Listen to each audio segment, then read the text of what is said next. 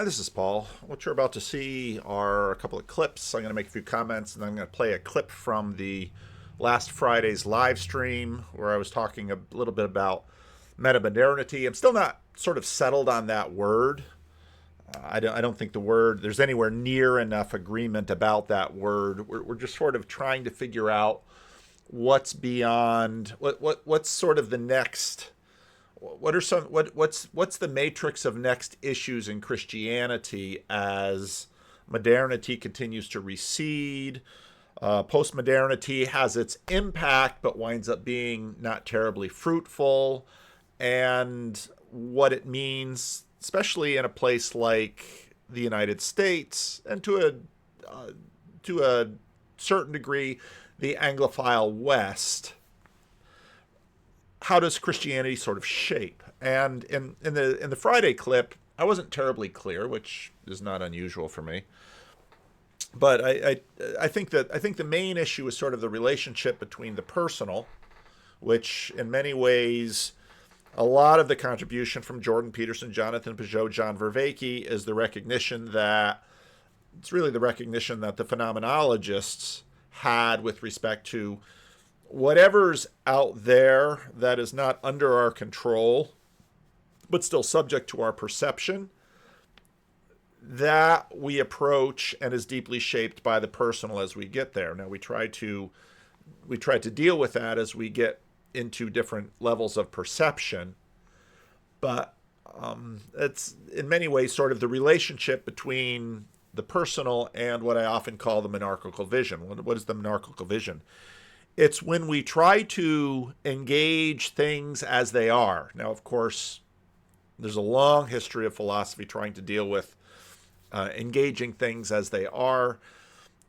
Part of what happens with, I'd say, contemporary skepticism, a la combinatorial explosiveness, that we have a degree of humility about what we are able to say that is definitive. Now, of course, I think the big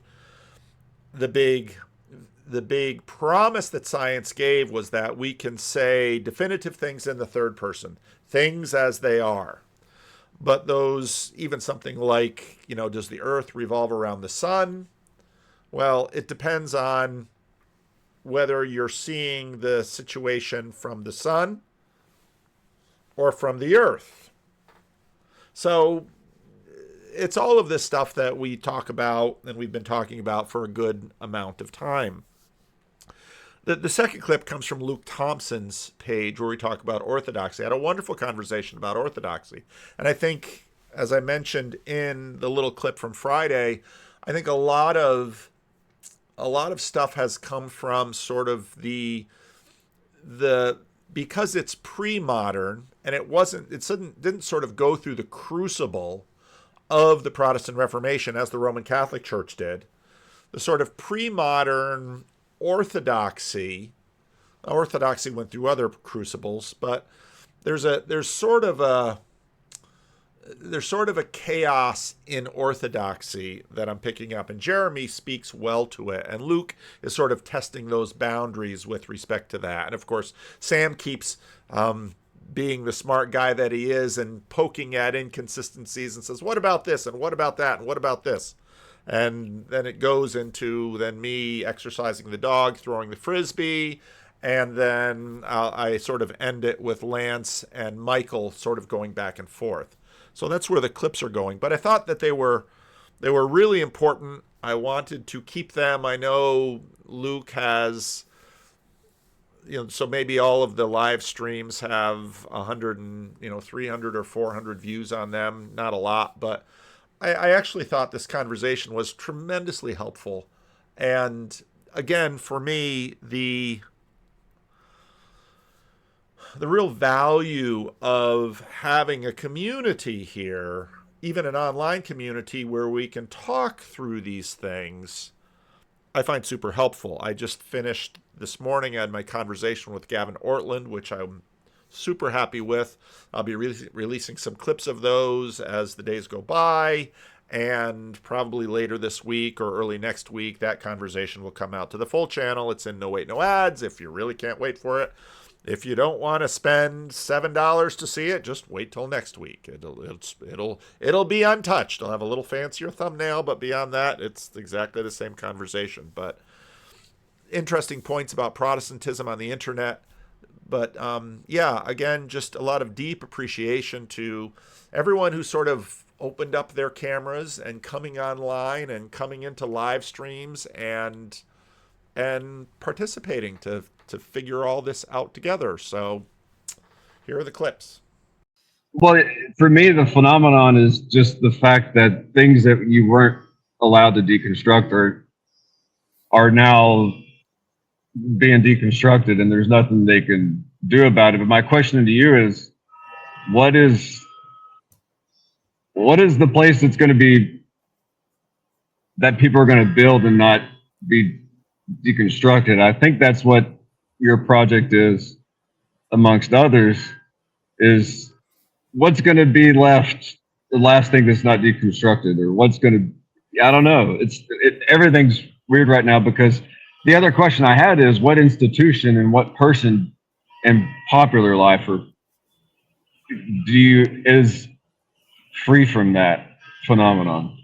That the guy, like, I know people personally that, like, they're stout people, they're people, but it's like there's a guy that you can rely on that you could deconstruct, but we don't do that with this guy. I don't know what that is in our society. What institution is left, or what person's left that we don't deconstruct that?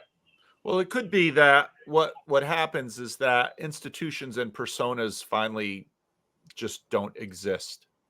And it could be a version of, let's say, Nate Heil anarchism, where, I mean, part of what's interesting with Dog Bark talking to this atheist is it's sort of like having an argument with Dale's squirrel.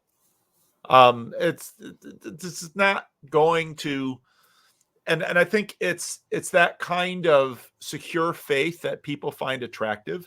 Now, you can sort of raise it up and say, well, these are my objections to it. Well, that's fine.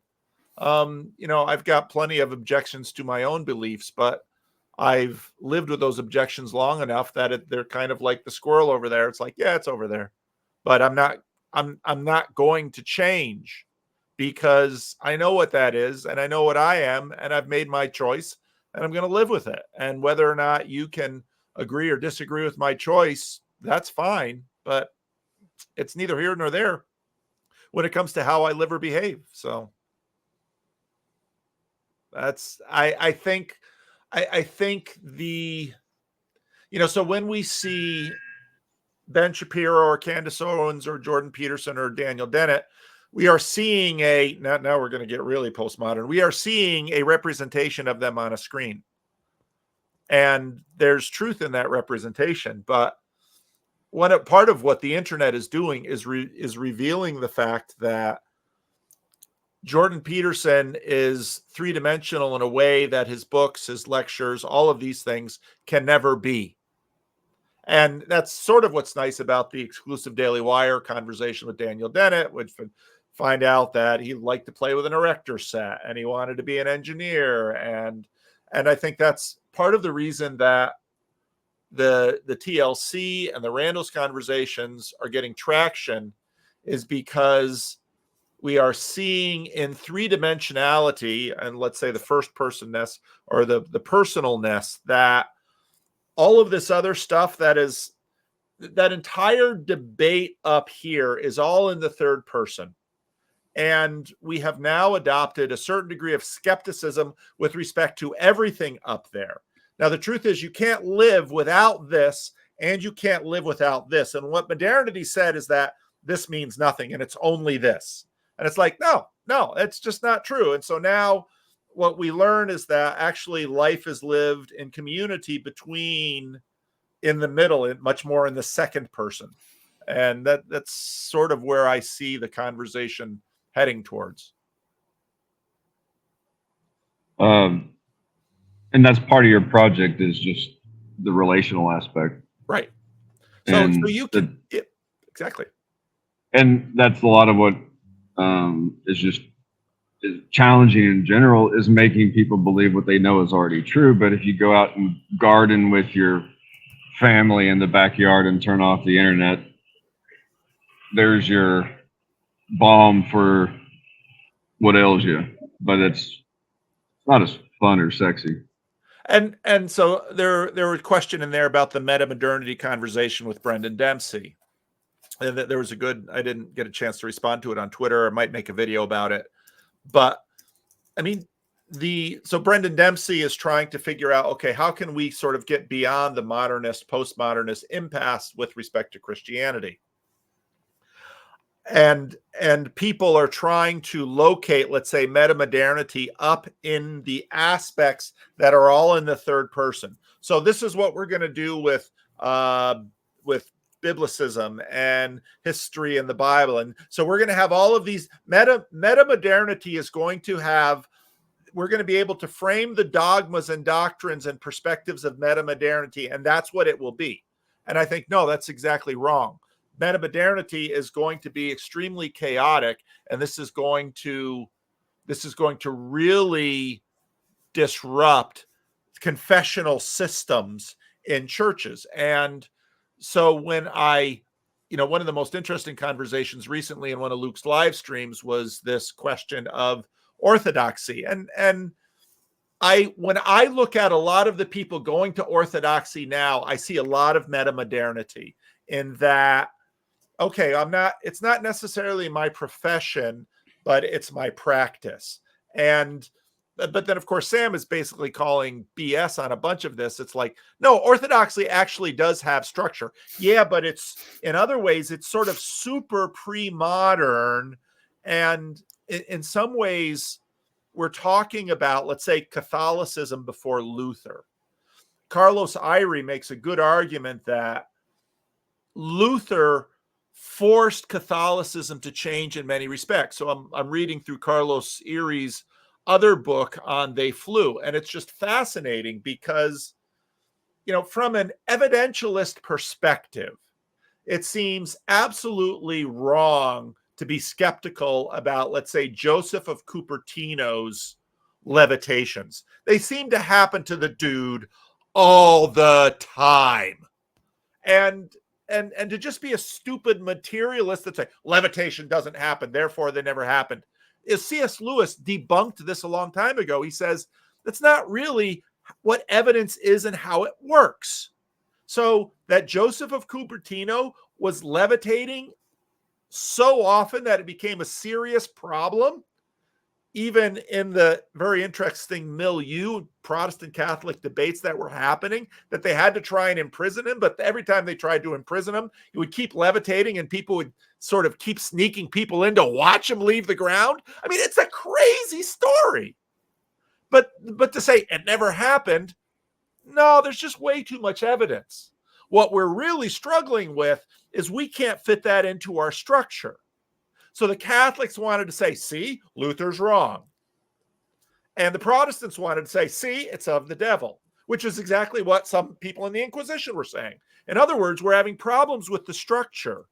And so certain people who have gone into orthodoxy, let's say someone like Paul Kingsnorth, seems to be, he's got a very high tolerance for chaos in his theological system.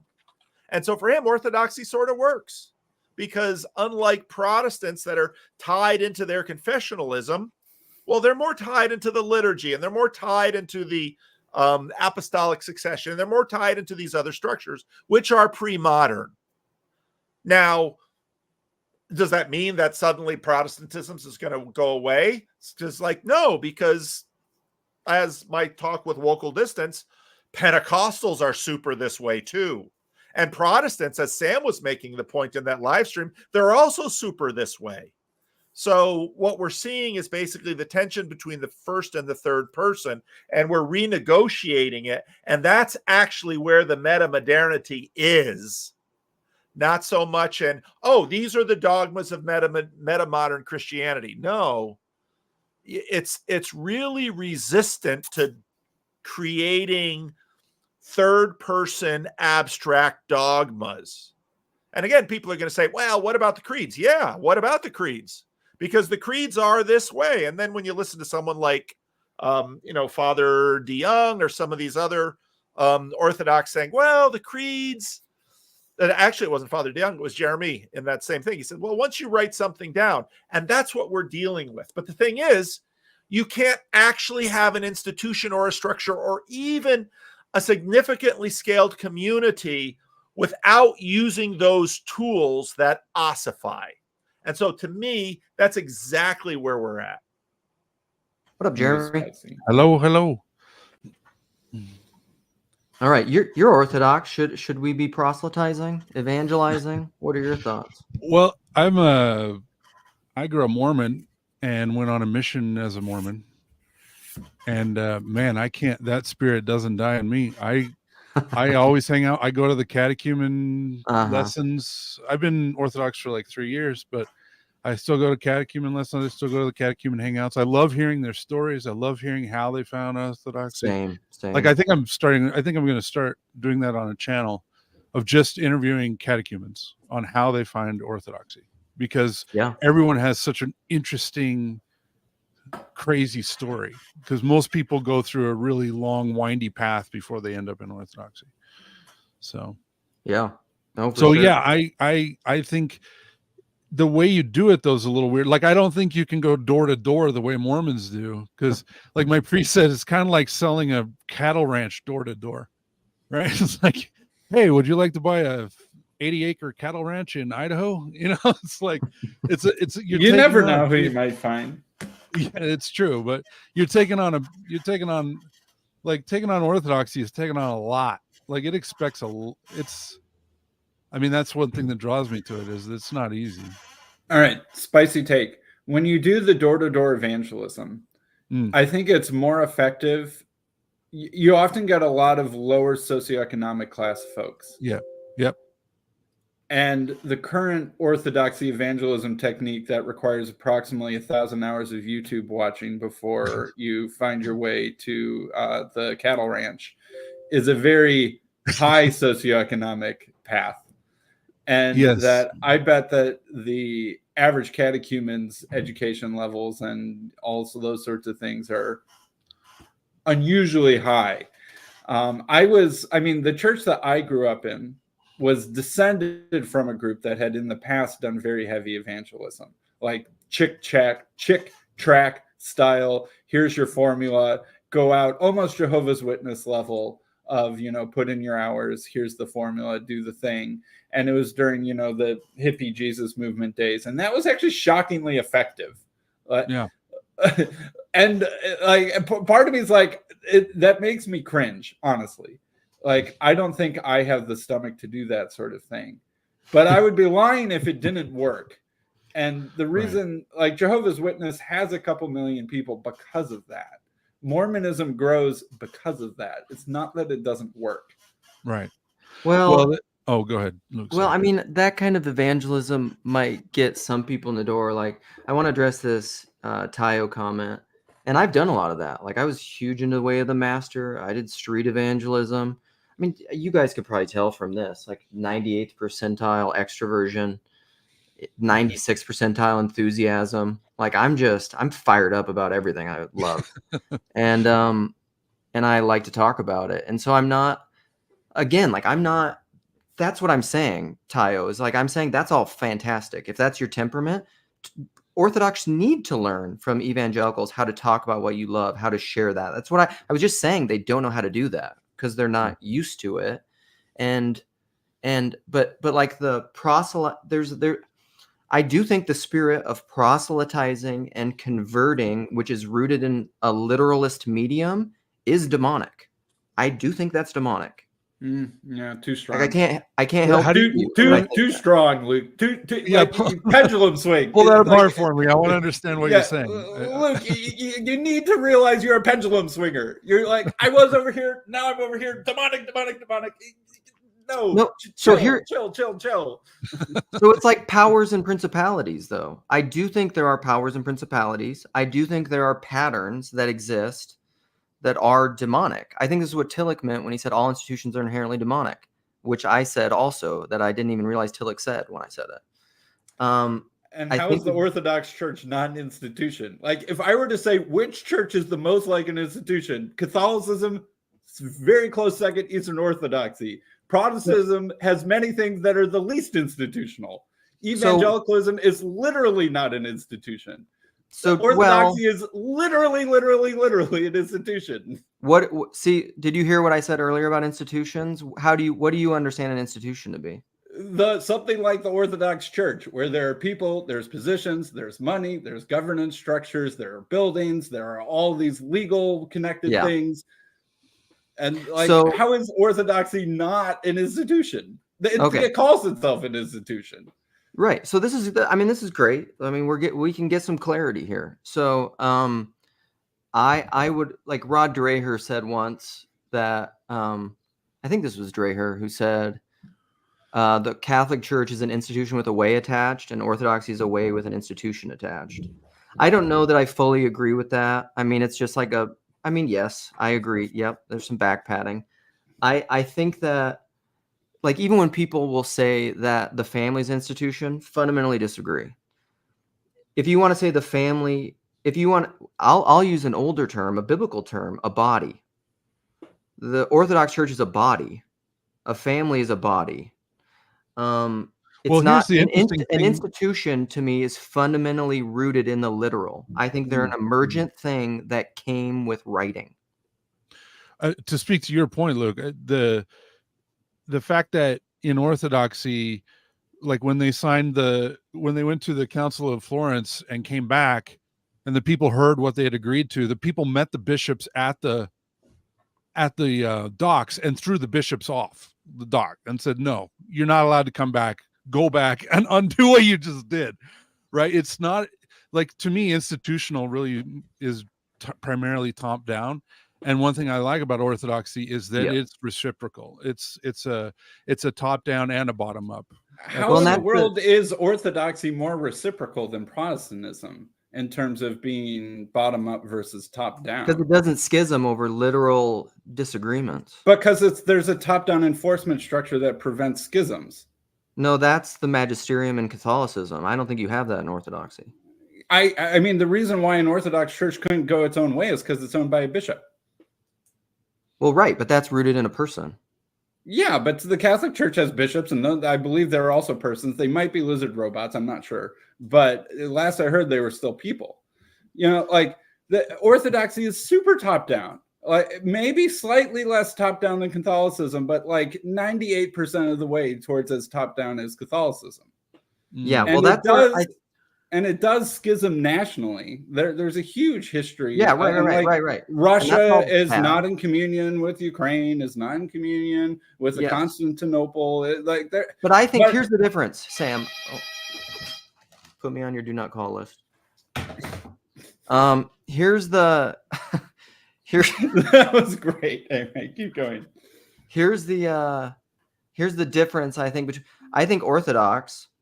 So just give me a couple minutes, or 5 maybe. I think the Orthodox schism over tribal, ethnic, national identity. I don't think, I mean, you could argue maybe with the Oriental or the Chalcedon distinction was literal.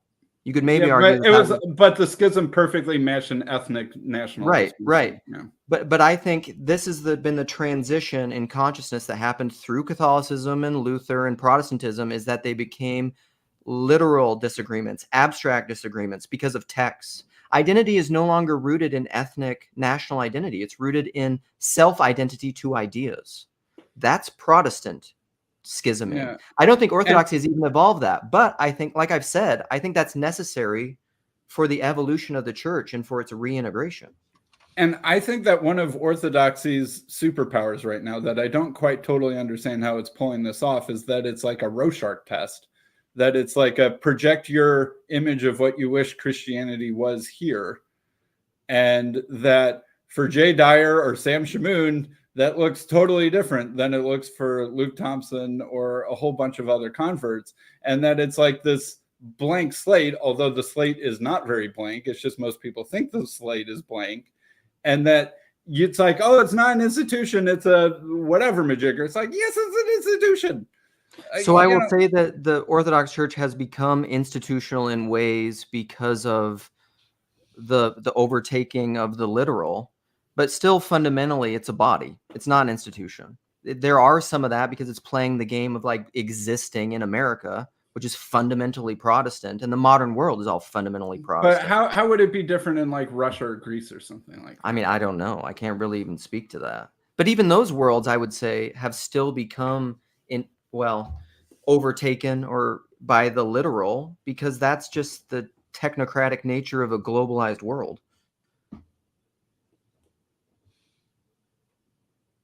So when is this golden age? When was this orthodoxy thing in this golden age? Right. I now. don't know. I'm not arguing that Right. it ever was. That's kind of like the restorationists. Like, we need to get back to the purity of the early church. Okay, Yeah, exactly. I don't think there ever was a golden age, but there was a faithfulness. I think Orthodoxy needs to learn faithful innovation. This is something that I don't know. I think there are aspects of Orthodox theology that maybe need to learn and grow and evolve. Like some of the conversation we were having in your video with Paul Antleitner, like whatever we're talking about there with Jesus and gnomic and natural wills and figuring that out in Neo-Chalcedonianism, I think Orthodoxy is going to have to do some growing there. Maybe. I mean, I don't know. Like I'm speaking from what I know now, and I know change is slow, and that's fine. But like I said earlier, for martyrdom or whatever, I think people need to speak the truth of what they think and then submit still to the larger body. And if you're wrong, be willing to die for being wrong versus schism. A thing that I worry about for Orthodox converts is that I think that, like I said, Orthodoxy can be a Rorschach thing where you project your fantasies onto it, as well as you can point out, here are all the things I didn't like about my bad Protestantism, and it's not like that because, well, yeah, it's not like Protestantism in many ways, fine. But you can do the thing is, it's got all the things I was always looking for, and it doesn't have those icky bad things that were in my past. And that's part of the magnetism. But I think that, Orthodoxy is its own thing. And I think that some people aren't realistic about what it actually is. And I worry about disillusionment after a couple of years for a lot of people who are projecting fantasies on it that it won't ever be able to live up to. Completely agree that that's happening. Okay, I want to address a couple comments here because these are incorrect. Luke just literally said not to say literally. No, I didn't. I actually said it. I wrote nothing here. Also, this is literally a literal conversation right now. No, it's not. It's an actual conversation. This isn't a literal conversation. You don't understand what literally means. We're not writing. Exactly. Well, that's I think I'm going to tie onto that for a second. I think that was some of the hesitancy of the Nicene Creed. Like everybody talks about, oh, the theology was established at Nicene. It's like, no, they were hesitant to pin it down. There's a danger in writing something down because something dies. It dies, right? When you nail it down, it lives in that moment. Like we can never get back into the mindset of the Nicene people when they wrote the Nicene Creed. We can't get back to that.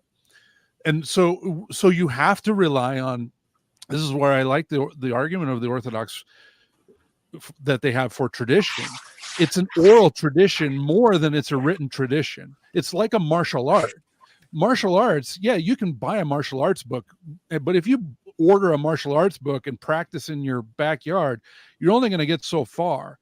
You need someone who's there, who knows the martial art, who's adjusting and showing and revealing and sharing with you. Just watching them move shows you how to do the martial art. It's the same in Orthodoxy. There's only so much you can capture in the written word, and most of it, when you capture it in written word, it dies right there.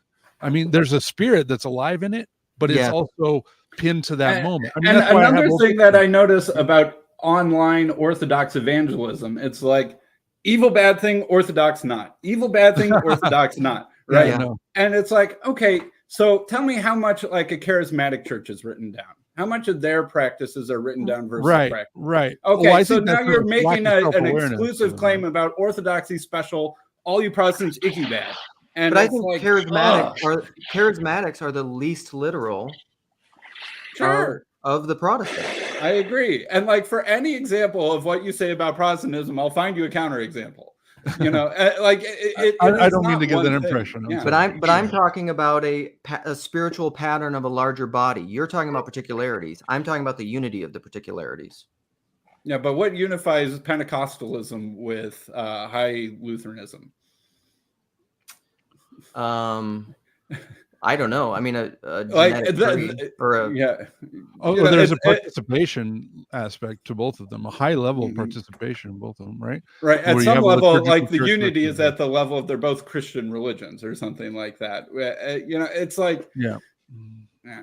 And I see like Pajot does this a lot where he's like, oh, you know, I'm not going to criticize anybody, but I'm just going to talk about orthodoxy. And it's like, well, you know, like 90% of what you just said is true of 90% of churches. And but you're saying orthodoxy. And there's this sort of sectarian, I don't know, it's like this weird humble brag thing that I'm getting a little bit sick of. No, and I think, Sam, that's totally valid. I'm gonna get going. Lance, you're gonna take over. I can for a little bit. Okay, because I'm gonna leave in a little bit. But I agree with a lot of the points you're making, Sam. I mean, people just like the projection and the like de facto orthodoxy is great and contrast everything else is bad. But something I want to address about TLC and just about myself too is like I am not anti-disagreement. Disagreement is fine. Pointing out where you think things are wrong is fine. Schisming over those disagreements is not fine. That's my position. So when everyone is just like, you know, Luke is inconsistent and he's criticizing things, yes, and we should. Like, when did I say you shouldn't criticize things? When did I say you can't hold the propositions? So many people fucking put words in my mouth that I haven't said. Maybe I have said, but that I don't mean. And it annoys the shit out of me. Please don't do that to me. Please. All right. I do like what? getting fired up. Hi, I like getting fired up with you sometimes, Luke. It's fun. It is fun. We It is care. Good. Well, and that's fine. And I know you guys are like for me. Like even someone, Yeah. like I said this to CW, somebody was telling him he should maybe apologize. Like I have no problem for people who criticize me that I know are for me. But like if you just want to like, I don't know. Well, yeah. There's a lot of people who criticize me who I don't think know what I'm talking about.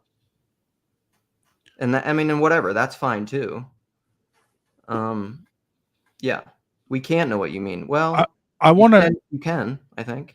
I want to tie back to the evangelism thing a little bit. I think it's an interesting question. And the online stuff, most of it I hate, right? Like the YouTube stuff.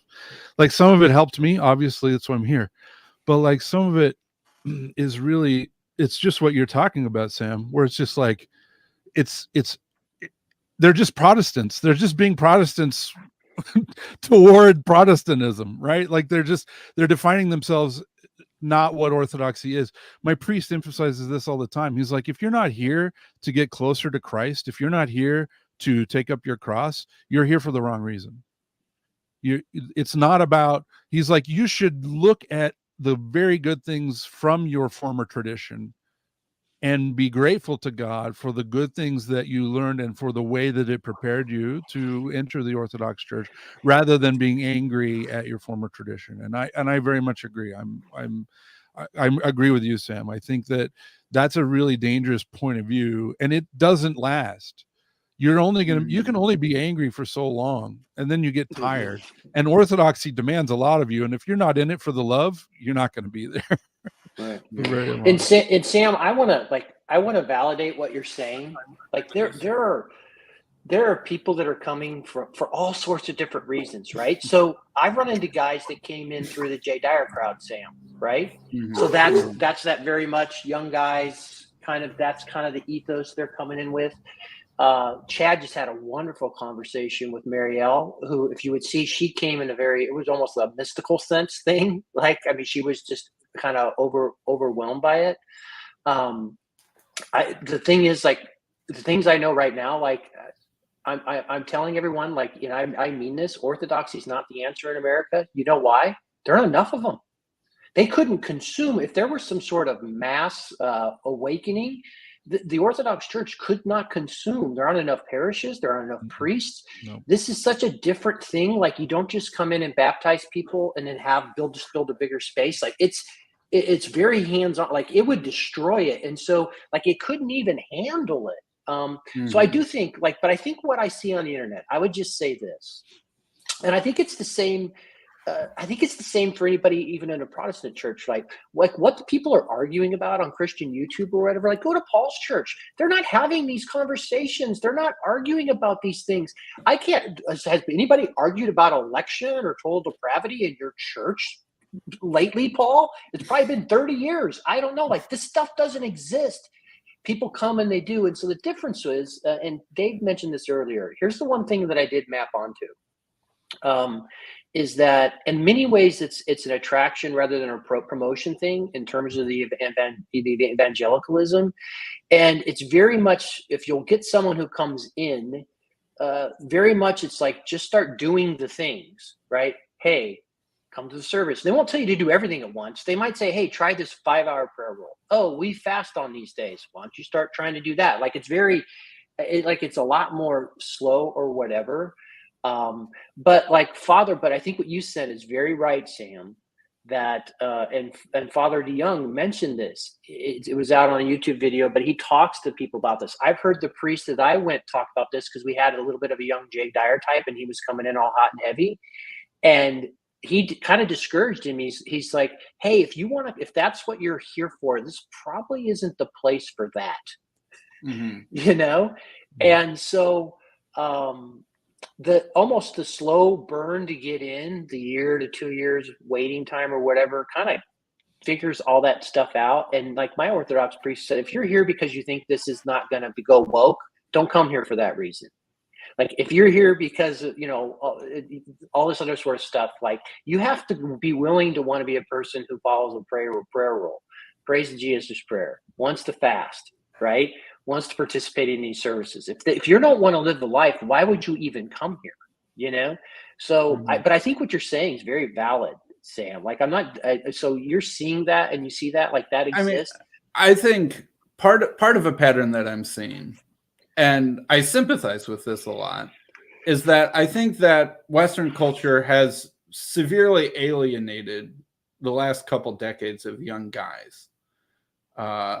And made them feel detached and, in some sense, almost even rejected or scorned by their own culture and tradition. And that is a really hard thing to go through. I think I kind of felt that, but I think I'm a little bit older than like the generations that have felt that heat the strongest.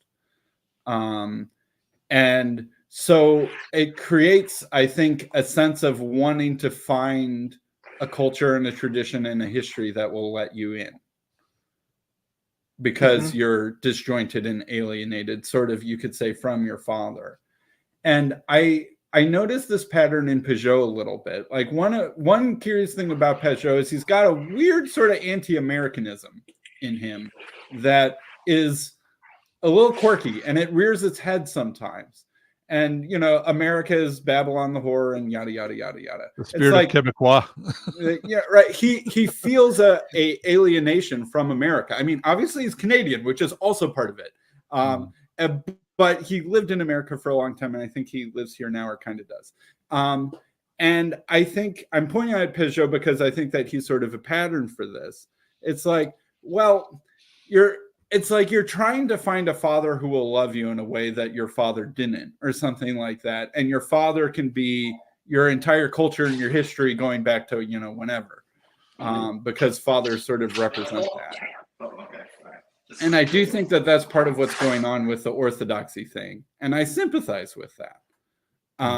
But I also worry that it's an unstable pattern of not being integrated with your own father. And that I think that the healthier thing is to rescue your own father from the belly of the whale, even if the devouring mother is trying to prevent you from doing it or something like that. So I'm excited for PVK's take on the catechism.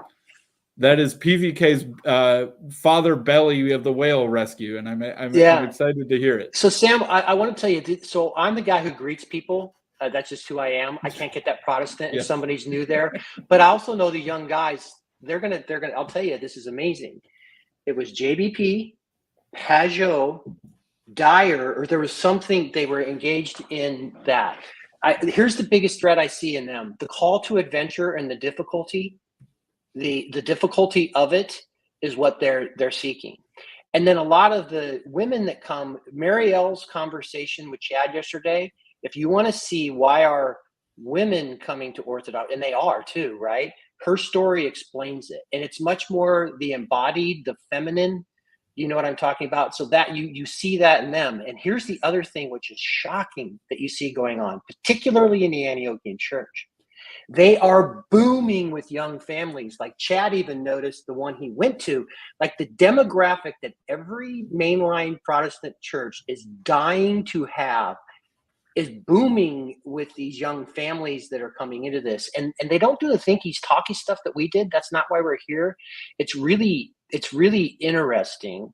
But again, I would point out, like, the Orthodox Church couldn't handle a mass conversion in America because it's too like. So I'm not telling people like I'm thinking like Sam, like everyone has to become Orthodox. I mean, I found my way in there, and I think it's the way I express it. But like, I mean, there's no way it could handle a mass conversion event. It would just be nuts. We're having a combined baby shower for 5 mothers tomorrow. and my parish isn't big. I mean, it's pretty big. It's pretty big for North America. We have between 300 and 400 people every week. So but 80% of our catechumen, we have about 50 catechumens. 80% of them are young men under 30, single men under 30. But to Lance's point, the other demographic coming in. So I started, my daughter is still not Orthodox. My wife is Orthodox. She joined about 6 months after I did. But my daughter kind of got turned off a little bit because of coffee hour talk, listening to young men talk about the church. She was not about it at all. And my wife realized the mistake and was like, don't listen to those guys. Come with me. And she started taking her to the women's activities. And it's what Lance is talking about. It's a much more embodied and a much more present and a much more, and then there's a few women who have had mystical experiences of the divine liturgy, like seeing that everyone who's on the wall is also there and sharing that with women. And it opens up a whole different layer of spirituality to my daughter that she, I raised her in an religious home. So she didn't even know the gospel. She didn't know the gospel stories. And so we've been reading the gospels with her and learning about that. But at the same time, she's being exposed to women in Orthodoxy, and women coming to Orthodoxy is very different than why men come to Orthodoxy. It is night and day. Although I would say one theme I've seen, Jeremy, that, because again, I'm being TLC wherever I'm at, right? So I'm asking the questions, what brought you here, right? Because I'm always curious that story. Yeah. The other theme is that you'll see this across the board. This doesn't break down by gender. Is the shallowness of a rock concert and a TED Talk sermon. They just don't want that. Mm-hmm. Like, and I think the relevance, that's what Jordan Peterson so eloquently, like when he said it's not about guitars and hippies, it's about pick up your cross, and that whole thing, he talked about trying to be relevant, that whole relevance movement, the seeker movement, it's dead. Like there are people still show up, but I'm just saying that thing's not going to be around in 100 years. I promise you that. After we had been going to church for a few weeks, my wife said, we were walking on a church one time, and she said, if Christianity is true, that's what it looks like. And it was a very different experience. The word grim used. So here's the thing, and I got what he meant to it when he boiled it all down, when he went through going to the Orthodox service, is he saw reverence. He goes, if you want to see what reverence looks like, that's what it looks like. Mm-hmm. And I think that's that thing that I felt, Jeremy, and I think that's that thing you're pointing to. But Sam, you had made a comment. Here's the other thing, which is absolutely true. You know who really fits well in Orthodox churches, Sam? Charismatics. Mm-hmm. Yeah, but so I mean, I'm hearing the thing a lot of, well, I'm not going to speak for everybody. I'm just going to speak for Orthodoxy. Reverence. Okay, well, like, any church has reverence. Let's be No. perfectly flatly honest. Well, we're not. But I didn't. That's not what I was saying. Yeah, so. I know, but it has a certain effect when you do that pattern over and over and over and over again. It's people take offense to that. That's on them. It's not on the reality of the fact that because so what is meant by that? Like what I was struck by was my first service I went there, the Maton service. You're doing all the prayers before you get to the divine liturgy, and the care with which, and I could see back into the priest, the care with which I could see all these things he was doing to prepare the elements for the preparation of the divine liturgy, and the carefulness they took with it, and everything that went to it. Like there was this sense, and so I would say I've been in Protestant churches where reverence exists, Sam. No doubt about it. It's not that it's an either or. Well, I'm talking about this evangelism pattern. I think part of it too is that Protestants in America have a culture of sort of not bragging about their own tradition at the expense of others as sort of a politeness pattern that has emerged over the last couple hundred years of us interacting with each other. Orthodoxy doesn't share in that habit. So this pattern of, well, I'm just going to talk about my church. Isn't it great? We have young ladies who are, going to baby showers together. What church doesn't have baby showers for new moms? Like all of them have baby showers for new moms. Some might A lot of more than churches others. don't have babies. Sam, you've been. I know. Sam, I'm come being- on, you've been But to these it's the Asian pattern Zion of, churches. I'm just going to talk about my Orthodox thing. We have this great thing. Maybe you do, maybe you don't. But like Protestantism has this habit of you don't brag about yourself in that way. Orthodoxy, especially online, doesn't have this habit. And that's part of like this weird, slightly dishonest evangelism tactic that online Orthodoxy is doing. And I'm getting bugged by it. Well, I get it, but I think you're being honest, Sam. I think it's bugging you, and I would push back. And again, I'm validating a lot of what you're saying. And my best friends are still out in Protestant context, and my disciple leader, like I would call him my spiritual father, is still a charismatic house church pastor, Rob Hole, the fireman chaplain out of Kansas City, right? So I haven't lost all that respect and so on and so on and so forth, but. People talking positively and enthusiastically about what they're experiencing doesn't have to be felt, the same way that someone talking positively, like Michael talking about positively, enthusiastically about his experience at his church doesn't need to offend me. Both things. Right, but true. you could talk about your positive experience in a way that's inclusive of the other groups. Or you could talk about your positive experience in a way that is exclusive of your own thing. Fair enough. Yep, fair enough. And that's sort of... Oh, sorry. Go ahead, Chad. I gotta say it, and I gotta get back in there. I gotta put tile on the wall because I'm going to a men's retreat this week, and I gotta hurry up and get done. Sorry, I'm gonna be an asshole and butt in because that's what. Do only Lutherans do men retreats, Chad? Is that a unique thing of the Lutheran Church to do? It has men nothing retreats? to do with the church. I'm going with a bunch of. You see, 60... Chad is not doing. Chad's doing the Protestant thing where you don't, humble brag about your own unique tradition at the expense of the other ones, even though all the other ones do the exact same thing. Oh, he's gonna humble brag on 12-step program. I'm going to a sponsorship retreat this weekend with 60 men, and Lance was there with me last year. So, anyways, no, I have a prediction about. Now it's probably because I'm not a facts guy and kind of dumb, but this prediction is about the booming of the American Orthodox, right? So let's say that there is like this like overwhelming flood of people, kind of like what I saw in Indiana, which it really was, and they are actually raising money to build a new church. But what I think is going to happen, first of all, they're going to have to the new members are going to have to be willing to kick out the money. And so that's a big thing. Now, let's say that they do end up kicking out all the money to build all these new churches and new seminaries, whatever the hell they have. And then they build and they get bigger and they get bigger. And then what I think something is looming in the future that we can't see. And what we're going to end up seeing is something like what happened in Canada, where the Canadian or where the Catholic, whatever was that, Quebec or whatever, that whole Catholic city just crumbled. And you had all these empty churches that are still there now. And I think that, I don't know why I think that. It's just a weird prediction. But what do you guys think about that? They're just going to have this total flood of people. They're going to, maybe if they can get the money together, build all the churches, maybe build the churches. And then in 20 years, 30 years, we're going to see empty buildings. Gotta Okay, go. guess one. Guess one. Orthodoxy is going to boom differently from evangelicalism, and there's going to be trade offs in there. Evangelicalism is built to boom. Orthodoxy, it's got way more things slowing it down.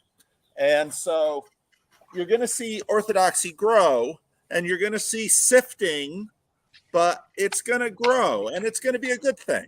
And I'm really part of, Sam, what you're talking about here, and your critique is correct, but part of it is confidence. The orthodoxy in America has confidence right now, and God bless them. It's good that one of the Christian groups has confidence, because Protestants, of course, are all over the map, and Catholics sure don't have much confidence after the collapse they've had in the last couple of decades. So we need a part of the church right now with confidence. And so I say, God bless the Orthodox, because they got it right now. So you guys go. But we also know that confidence usually sets us up for correction, and those will come too. But I don't think Orthodoxy is going to boom in the way evangelicalism does, because it's just not built for it, because they have too many. They've got too many things built in that are cautious. And although what Chad just said is right too, if to the degree that Orthodoxy is going to be able to continue to scale, its people are going to give, and they probably will. In some ways, I see this in Christian Reformed Church history. The Christian Reformed Church had, before the Second World War, they had desperation, because they were just, along with all these other little immigrant ethnic groups, trying to keep the one true church, which was the Christian Reformed Church, because the Reformed Church in America was obviously, apostasy. So we were trying to keep the one true church on God's earth, and it was only in America because Netherlands was going to hell in a handbasket, and so we got to do it. And so the Christian Reformed Church just built schools and churches, and then after the Second World War, we had all of those good habits ingrained in the community, and now suddenly we're part of a bigger thing. And so we had the baby boom, and so we were building churches like crazy, and now come the 80s and 90s, we have the collapse and the loss of confidence, and that's a cycle that things go through. And so, I think, Sam, everything you said in terms of your cautionary tales and your observations about especially online orthodoxy, I completely agree. But it's like, yeah, that's part of the cycle.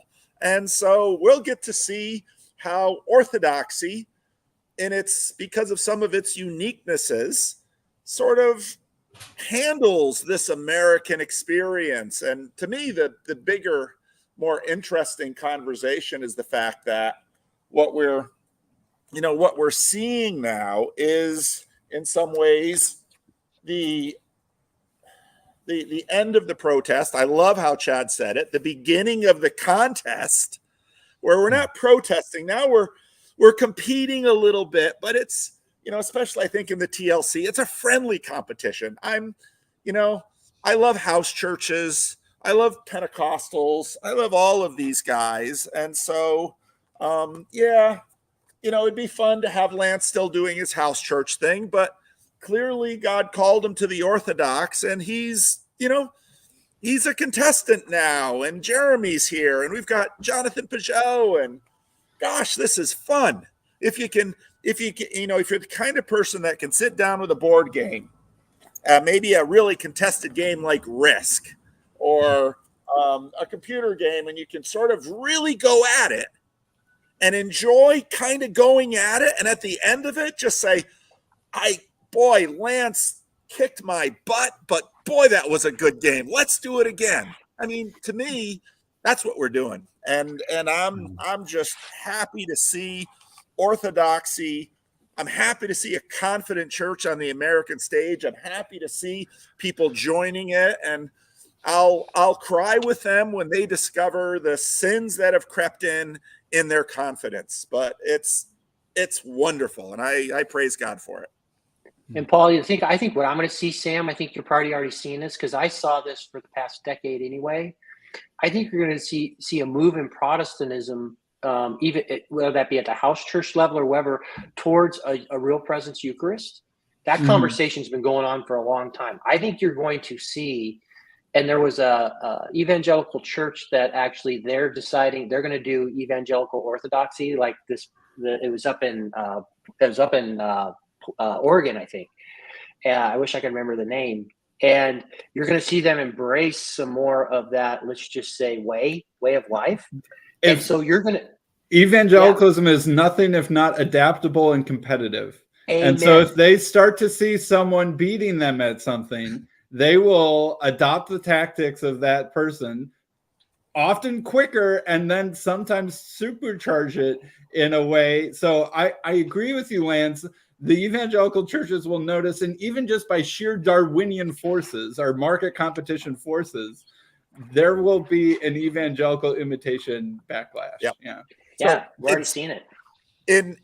So Kevin Adams, if you go back in the channel, you see my conversation with a buddy, Kevin Adams, who he comes to Rockland, Lincoln, Roseville. That's a suburb outside of Sacramento. It is the most churched area in the city. There's multiple American evangelical Pentecostal mega churches. And so the CRC goes up there, and Kevin Adams is the unusual CRC church planter that gets well above 200 within 2 years, which is a metric. And so he's doing the Wednesday night believer service and the Sunday morning seeker service. He mowed Bill Hybels' mother's lawn growing up in Kalamazoo, Michigan. So, this was the CRC trying to learn seekerism. So he goes up there and he does it. He plants a seeker church, but he's not as successful as the Pentecostals and the Southern Baptists and all of those people in Roseville, because the CRC is always a little, we're a little too confessional and we're a little too thinky-talky. And so, about 20 years into it, at this point now, he's got a little pastoral group, and they've got a Presbyterian, a PCA pastor in there, and they've got an Army chaplain in there, and they have a Greek Orthodox father in there. And so 10 years ago, 15 years ago, I start to hear my friend talk about what he's learning from his Orthodox friend, and his Orthodox friend's wife died, and it was a really big deal. And he just watched Father Chris just manage these things, and then suddenly, he's got this little icon in his office, and I'm like, hey, Kevin, you're Christian Reformed. You're not supposed to have an icon. Well, so he's got an icon, and before you know it, they have weekly communion, and before you know it, they're into symbolism, and the sanctuary is still pretty sparse, but they're like doing, the Anglican symbolism things, and then he, and then I go to an event in his church, and I sit across the table from a guy with a Greek last name, and he was telling me all the reasons. He grew up in the Greek church, the Greek Orthodox Church. He was telling me all the reasons why the Greek Orthodox Church was, it was staid, and it was rigid, and it was ethnocentric. And so then he comes to Granite Springs, and you know what? This is, I could understand it, because of course Kevin has taken all this Greek Orthodox stuff in, but I have a personal relationship with Jesus now, while in the Greek Orthodox Church I grew up in, it was all staid and formal and everything. And so I just thought, yep, this is what we're doing with Pluralism Church. And, I think you're exactly right, Sam. If there's anything about American evangelicals, they're going to look over at the Greeks and the Orthodox, and they're going to say, I'll take this, I'll take this, I'll take this. Now, they'll but really not that and not that and not that. Yeah. Yeah, they'll really screw it up in some ways, but there'll be some But really someone cool will get it right, and then the person who gets it right will get attention, and that'll be copied. Yeah. Mm-hmm. I was talking with Karen Wong, and it was a while ago, but she was saying at her church, and she goes to what would be called a mega church. She goes, it's like 5 campuses and, several thousand people body. And she said they just started experimenting on Sunday nights with getting together and praying the Psalms. They would stand and read the Psalms aloud together. And she's like, it's really controversial, and a lot of people are really nervous about it, but every week there's more people showing up. so I think this is to your point, Sam, that there's a lot of this stuff is from exposure too, right? Like I grew up Mormon. I didn't know anything about church history, pre Joseph Smith, right? 1830. I didn't know anything about the Christian tradition because I was told that it was all apostate. Like as soon as the last apostle died, we were on our own until Joseph Smith showed up. Yeah, which Lord have mercy. Once I came into the church and got exposed to the Christian tradition and learning about these arguments and these philosophies and how it's had to battle with heresy the whole time and how all this stuff got worked out over time, it like brought a whole new appreciation for the tradition that I had, because all of a sudden I was able to participate in it and feel like I was part of the story. Whereas in Mormonism, I felt disconnected from it. I felt separated from it because it was anathema, essentially. And it's nice to feel that this stuff's embodied and that it has been embodied the whole time. And now I think a lot of Americans are being exposed to that for the first time, because we got too talky thinky. I think also the severing the cord of patrological belonging, sort of like I was talking about. Yes. Like, previous generations of Dutch churches had a sense of hundreds of years of connection through the past, and that you were growing up as part of that. And so it had that multi-generational, I'm the next generation in line to this thing that belongs. And one thing that evangelicalism in, the latter half of the 20th century did was to really sever its connection. And this was very tied with the boomers and the Jesus movement and the not liking your parents' generation, because boomers were that way. And it's sort of, it was the plant with shallow roots that grew up fast and then got burned in the sun because people want to belong to something that's bigger and longer and older than themselves. And Protestantism can totally do that and normally does, but it forgot that kind of its own fault, and it's reaping the whirlwind on that. But, it's like, again, Orthodoxy is not the only, every form of Christianity is 2,000 years old. All of them are the same age. None of them are older than any of the other ones. Stop pretending that you're older than any of the other ones. You're not. They're all 2,000 years old. But stop pretending. But also, Sam, I'll push back. But stop pretending that 500 years ago you didn't throw the baby out with the bathwater with a lot of the things that had been done that you can even see Jesus did, praying the hours. The apostles were going up at the hour of prayer. But 600 years ago, Constantinople got burnt to the ground, and that completely changed the whole thing. And a lot of people got burnt in that. Hey guys, Luther tried to hook up with the Orthodox Church. They were having conversations. They were leaving the already schismatic Catholic Western Church and trying to connect with the East, and the East said no. So no. Hold on. That's not how it went down. No. East was in chaos. No, it's not that they went down. He said, I'm going to tell a story now. I'm going to tell a story, okay? Because everybody's got their chance to talk. And Luke, and I wanted to talk to Luke because I'm Luke's real life friend now. So, and that's important to this story because, he shared the story on Christian Baxter's channel about how he went to the evangelical church with his parents or whatever, and he decided not to take the communion because it didn't mean anything or whatever.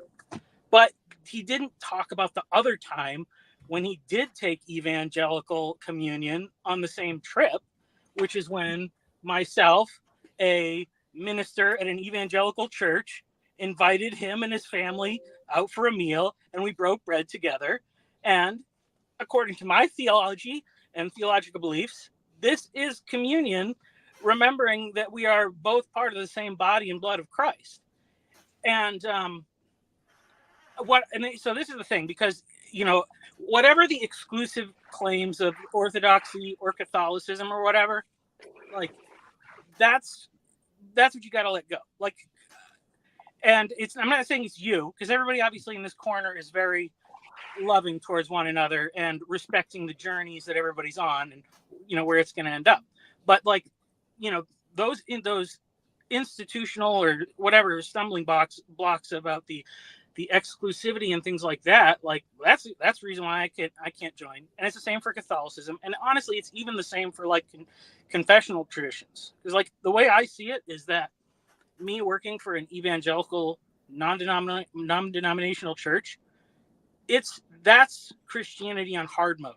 Because I don't have a confession that will tell me what the answers are when I don't know something, and I don't have a tradition.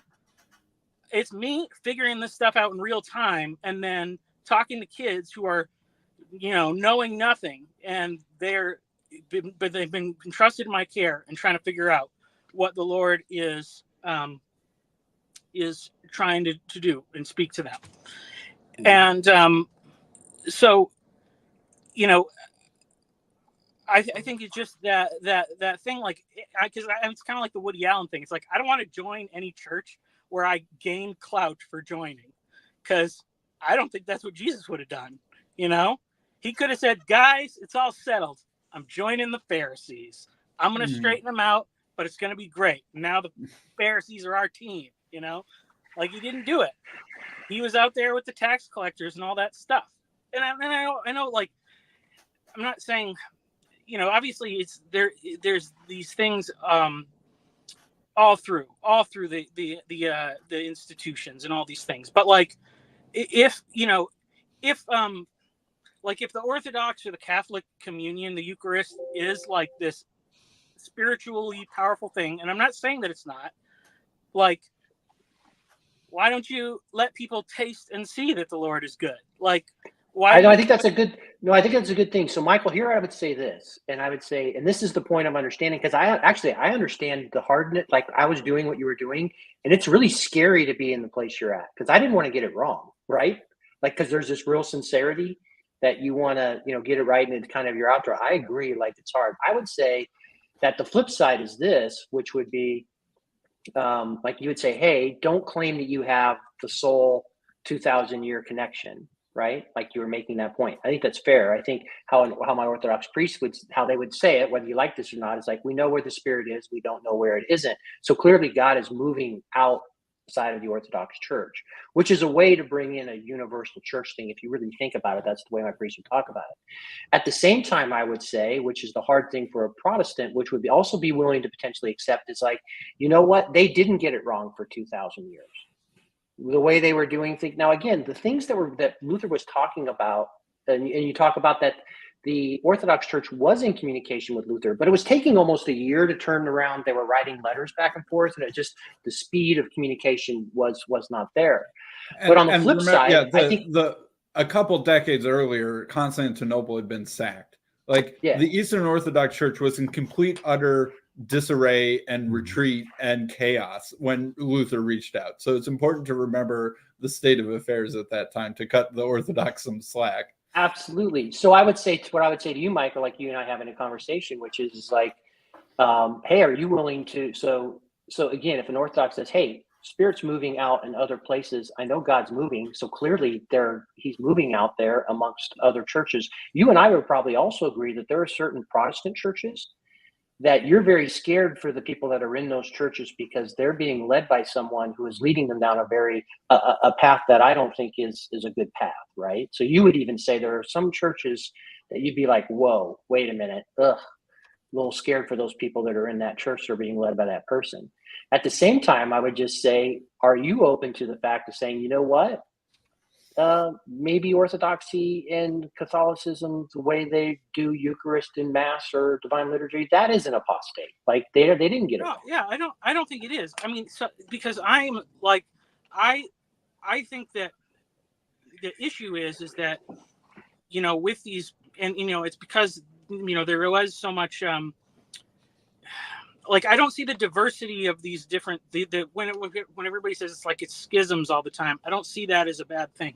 And actually, there's a guy who's he goes to our church. He's a PhD, and he wrote a really great book about it's called Embracing the New Samaria. And he's a Latino guy. He's married to a white lady, and his whole history is about like the good and the bad of like multiculturalism in the church. And basically his his study is, mostly focused on evangelical churches, but saying like, if any church that stays like ethnically homogenous will die, like because of just the way that people are so this is just even like in a neighborhood level, like we need to figure, and I think it's the same for denominations and churches. We need to figure out the way to value each other's traditions and not want each other to change those traditions. Like the fact that, Orthodoxy has held on to so many things for so long, I think is incredible. And I don't want, like, don't change your aesthetic. Don't change your liturgy. Keep it. But, embrace that it's not for everybody. And I think that if we can get along in that right way, it would be great if like people from, my tradition or whatever, evangelical churches are saying, I understand you grew up in this church, but it's not making sense to you, but maybe you should check out this Orthodox church, or maybe you should check out this Catholic church, because so much of this stuff is like personality driven, or, it's based on the experiences. So like, I want that healthy ecumenism. And I think, the Catholics have kind of knocked it down from where it used to be with their like Vatican II stuff. And obviously many Orthodox people are pretty open, but just the fact that there are these like statements and documents and things that make these claims of exclusivity, it really, there's certain people that really love, like that's their favorite part of the thing. And I think that's right. That's the toxic part of it. And it's also the same for like independent fundamentalist Baptists too. Their exclusivities are just as wrong. So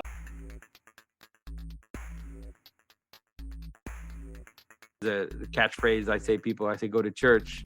And what I mean by that is, in some ways, you have to engage in the human relationships around you. That's like the best way to go about that. You have relationship, you have a family, you have some kind of community around you.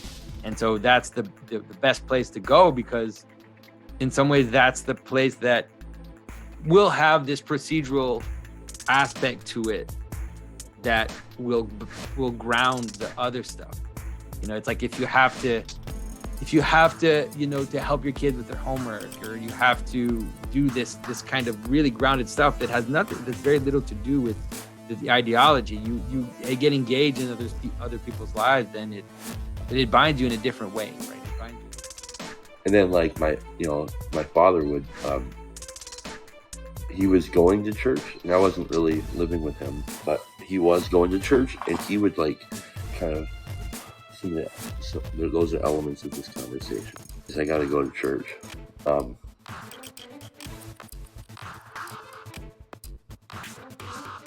It's being part of a church is part of Christian discipleship. And in that word discipleship, there's this word discipline, which is, it's a discipline to go to church.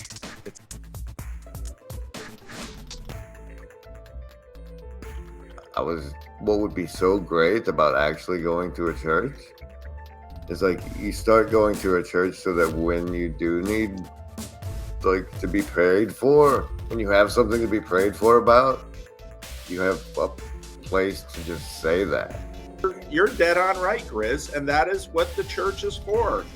To know and be known, to love and be loved, to have a place to go where people can pray for you, where they will welcome you in. And this is, again, part of why I want churches to have estuaries, because it is, I know that it is difficult in many churches for people to, in a sense, come in and bring their real self. And what I mean by that is have to say what's on their mind, or you can't wrestle with them. It's like, so Plato, as John reminds us, is broad, so he's a wrestler. You can't wrestle over a screen. So maybe if it's paintball for Jesus, maybe it should be wrestling with Plato. Because, and in church, in a real space, now often it doesn't happen. I understand that, but at least there's a chance to actually have a relationship with grit. And that's part of why churches are local. They're relational, they're face to face, they're in real life. Said about why would young people want to go to church, and I feel like I want to have some kind of dynamic message or something that if they do find some reason to come, you know, I'm trying to fish, so I'm throwing bait and I'm trying to hook somebody. It's what Paul is doing too. He said about being evangelical. It's evangelism of some sort. Well, fishers of men is the Yes. is the promise. Yes. Yes, correct. It's possessed. We did go to church today. I took communion.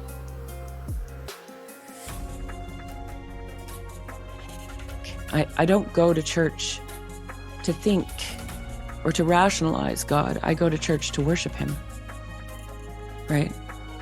And that's, I'm happy with that. I'm very happy with that.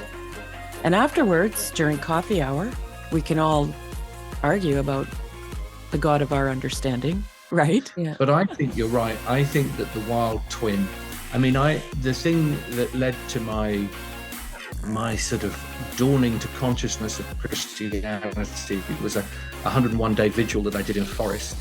And I went into the forest. You don't have to go crazy. Yeah. You actually have to go, you have to humble yourself and be, and do it right here, right now, right? Get up. I like how Father Schmemann talks about it for the life of the world. He says it starts when you get up and get ready and you walk or you go to church. You start those are simple. I get up. I brush my teeth, I take a shower, I put on clothes, I go, the things of life, and we're ascending up into heaven. You're